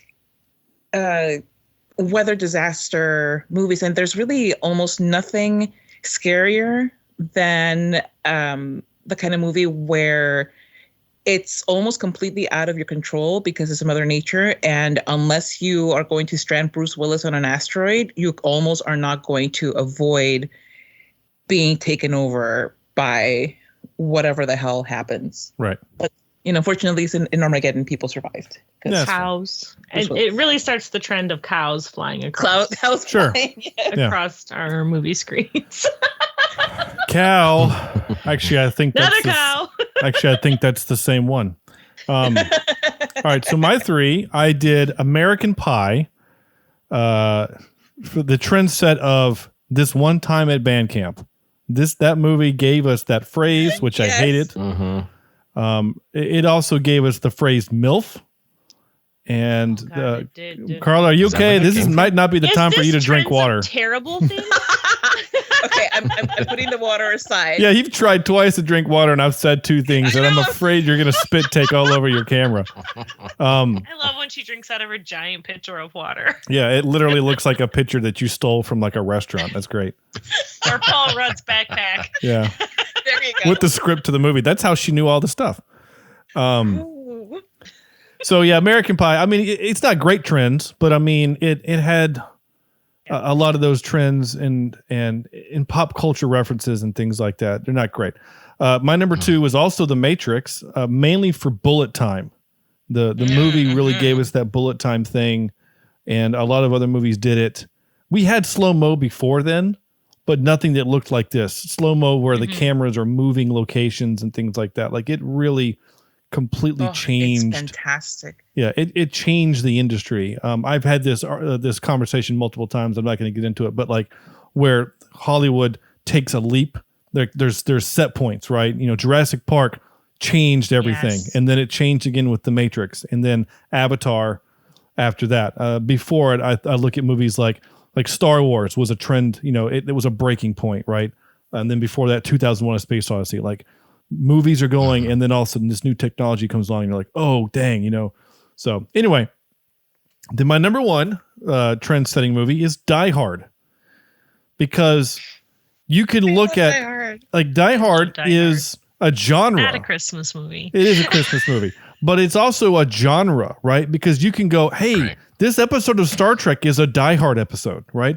Or this, you know, like every time you do a movie where it's one guy versus a lot of people, and they're in a location, you go, oh, Under Siege 2 is Die Hard on a train, or Air Force One is Die Hard on an airplane, or, you know, Olympus Has Fallen is Die Hard at the White House. Like you use that as the genre. I also feel like a really important thing about Die Hard, especially that gets lost, I think, especially when you look at 2, 3, and 4, like continuing on, is in Die Hard, John McClane's just a regular guy. Yeah. Like, he's not like super, he's not trained. Jason Bourne. He's just a cop. Not Jason Bourne or anything like that. He is just a guy trying to save his wife. Yeah. And I feel like that's one of those things that kind of gets lost as the movies progress too. Yeah. But I mean, you can look at Air Force One and say he's just a president. He's just a dude. He flew helicopter missions. Just Harrison Ford. But it's just Harrison Ford doing Harrison Ford things. I mean, yeah, Olympus Has Fallen. He's a Secret Service agent, so he's got a little bit extra training. But anyway, right. Andrew. All right, I have an honorable mention because it's not a movie, but Doctor Who, the rebirth of Doctor Who brought back the bow ties and made bow ties cool again with, was it Matt Smith? Is that his name? Yes. Yeah, so that one. Then I went very kind of, I don't know. I took this quite literally, I think. The Italian Job. Everybody started driving Mini Coopers. There was kind of an explosion of Mini Coopers. I almost bought one. I still want one. I don't care. Oh, yeah. I still want to be able to jump it down steps as well. Yes. Yeah. Men in Black. There was a surge of, I remember people were just wearing black suits and sunglasses everywhere, right? And then I also have Star Wars, and this is a personal thing because it's kind of a dad joke that every time you go into a Walmart or a Target and you go in those self-opening doors, you wave your hand and and you do the dad thing where you're just like, yeah, I'd open that with my mind. Yeah, use the Force, yeah. I use the Force, yeah. So there we go. I like it. Twitter, not very active on Twitter, but I haven't been active on Twitter in the last few days because I was on like a little mini vacation, so maybe the algorithm wasn't working. So Drew from the Attitude Era Wrestling Review podcast, who we had on last week, says Star Wars: A New Hope, Iron Man, and Caravaggio, Sean Bean's first on-screen death. So making it trendy to kill Sean Bean on camera. Oh, I love that. Yeah, I like it too. I think it's so funny, Andrew, you mentioned the Italian Job because I remember being such a pretentious POS when that movie came out because I was just like, I want a ratty old Mini Cooper like Jason Bourne. I was obsessed with the Bourne identity when it came out but I just like, those are so fancy Mini Coopers. I want the tread. You just want the Mini. Yeah, you want that 78 Mini. Yeah. And Jason Bourne or Cooper. Maybe it's just called Cooper. No, I can't remember. The name was added later for something. I can't remember. When BMW bought it and turned it into the cars for the Italian Job, that's when they added the tray. So that's what I'm trying to think. Is it a Mini or is it just the Cooper? Now I can't remember. I think it used to just be a Mini. I think it might be wrong. I can't remember. Or it was just, it doesn't matter. Anyway, I know your point. Yeah, Andrew will research. We need to know. Actually, we don't. But you're not wrong. I test drove a Mini. I test drove an 04, 05 Mini right after we had our first kid. And because at the time I had a nice big pickup truck and I got a job where I needed to do a lot of driving. So I was like, I really need to get something that's got better gas mileage. I really want something I can drive into the bed of my truck and take with me. And so I was looking at a Mini Cooper and my wife literally says, you can buy it, but you're the one that has to put the car seat in the back. Oh. And I was like, yeah, okay. So I got a Mazda. That's why we didn't have one either because we were like, it's a 2-door car and we have kids and I don't want to get out and have to flip my seat to let them in and out of the car. Yeah, exactly. So now I'm just waiting till my oldest can drive. And right. then I'll finally get my. Well, I've said many times when my youngest is now, when she's old enough to not need a car seat, I'm buying a Wrangler. I want a 2-door Wrangler that I can take the top off and do stuff like that. All right. That's it. It was originally a Mini, just so you know. Just a Mini. Thank you. Just a Mini. Appreciate that. So I can sleep now. You're welcome. Yeah. All right. Time for this. Wait, what's supposed to happen? This is where we give this movie a score from 0 to 10. I got a pretty strong feeling where the ladies are going to stand on this one. Andrew, you go first. Okay. I've already closed out of it, but I'm pretty sure it was somewhere like 6.9 on IMDb. Yeah, 6.9 on IMDb. I had a good time with it. I can't say that there's much about this movie I didn't like. So I'm going to be right there with it. Plus, that's a fun number for me. So 6.9 out of 10. All right. Yeah. Meg. I'm going to go like a 9.8 out of 10. I think this movie is I think it's iconic. I think it's a fantastic movie. I think overall it really, really holds up. I mean, this movie is almost 30 years old now, and it's still in a lot of ways really relevant. There are some problematic things in it, but of course there are. It's from the mid 90s. And I love it. And it's a movie that I can still watch and enjoy, not just for the nostalgia of remembering what it was like watching it when I was a kid. I think it really holds up, and it's just one of my favorite movies ever. So. No, that's all right. That's all right. Carla. I'm going 9.7. Okay. Just to be controversial. No. Yes, I'm going to grade it just slightly harder than Meg. No, but it's 9.7. It's an almost perfect movie for me. I've watched this between, in the last week and a half, I've rewatched it a solid 7 times. I can just have it on, and I'm so happy just having it on. It just really stands the test of time for me. All right. I had a good time with it. It's a lot of fun. It's not a perfect film, but I think it's really good, and it's a good time. It's well made. It's well acted. The music is fun. Sean Wallace, by the way, Sean, excuse me, the man with 2 first names, is our Star Trek connection, which is also cool. And I'm going to give it an 8. Just a good solid. I can't give it an 8. I have to give it something else. I have to give it an 8.1. There we go. An 8.1. That makes the math work. It turns it into an 8.625. We need that extra 0.25 to distinguish it from other films. And that's the way it goes, because other films in that range include such movies as, I'm looking, this is why the podcast goes so long. Let's see, UHF is at an 8.45. It's definitely that, not Carla and me this episode just talking. Yeah. Mostly me. Yeah, mostly you. It's okay. Let's see. It also lives right next to, crap, I just lost it. It doesn't matter. Anyway. Oh, there's a go. 8 points Into the Spider-Verse. This is right there next to Into the Spider-Verse. Ooh, I would never have thought that was that would ever happen. But yeah. Yeah. So there we go. Well, I mean, Into the Spider-Verse is a fantastic movie. So it is. I can see why it would be so close to Clueless. I think somebody that voted on that voted incorrectly, is what I'm going to say to that.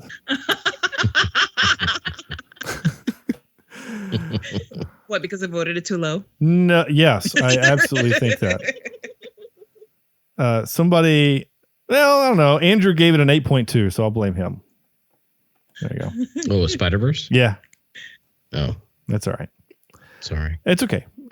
Stand by it. It's okay. No, that's fine. That's our show, everybody. Thank you for listening. Ladies, please tell our listeners where they can find your show and all of that good stuff.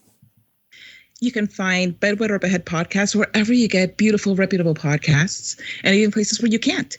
You can also find us on Twitter at Bed Wed Behead Pod, on Instagram at bed.wed.behead.pod. On other blue social media, you can also look up Bed Wed or Behead podcast.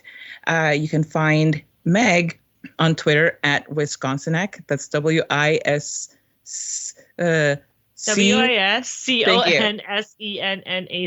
You gave me the name. I know.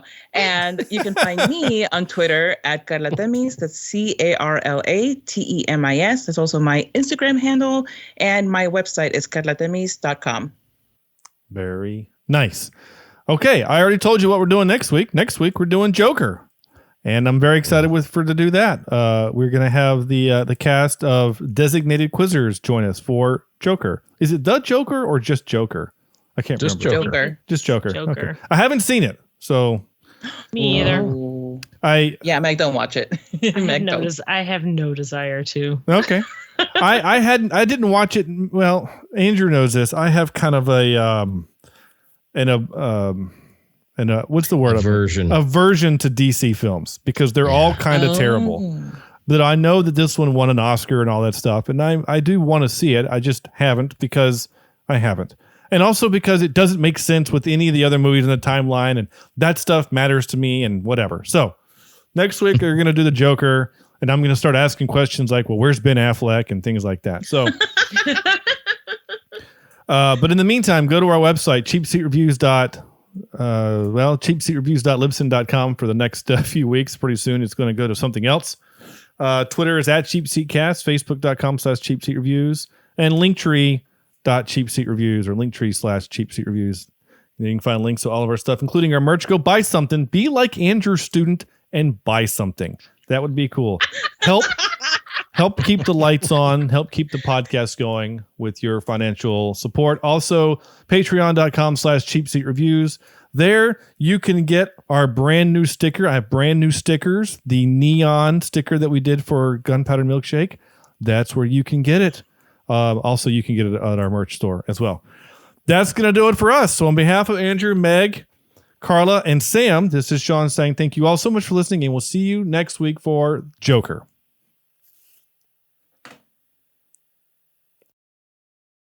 This is Cheap Seat Reviews.